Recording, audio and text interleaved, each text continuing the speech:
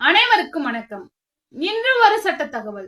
இன்றைய தகவலில் மாமனார் மாமியார் மீது பதியப்பட்ட வரதட்சணை வழக்கை ரத்து செய்ய முடியும் எப்பொழுது என்று இந்த காணொளியில் காணலாம். கணவனின் பெற்றோர்கள் வரதட்சணை கேட்டதாகவோ அல்லது வரதட்சணை கொடுக்காததால் மனக்கொடுமை செய்ததாகவோ தெளிவாக புகாரில் குறிப்பிடாத பொழுது அவர்கள் பெயர்கள் மட்டுமே அந்த புகாரில் இருப்பதால் அவர்கள் மீது வழக்கு பதிவு செய்ய முடியாது என்றும், உறுதியான ஆதாரங்களும் குறிப்பிட்ட குற்றச்சாட்டுகளும் இல்லாத போது திருமண தகராறில் அனைத்து உறுப்பினர்களின் பெயர்கள் மீதும் வழக்கு பதிவு செய்ய முடியாது என்றும் மாண்புமிகு உச்சநீதிமன்றம் இந்த வழக்கில் தீர்ப்பு சொல்லியுள்ளது.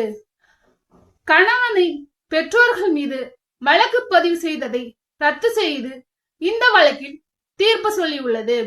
2025 இன் supreme court page number 1469 Maran Nirmala and another versus state of Telangana என்ற வழக்கில் தீர்ப்பு சொல்லப்பட்டுள்ளது.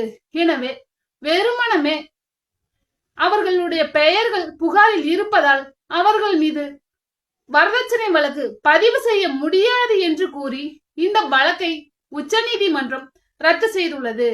நன்றி, வணக்கம்.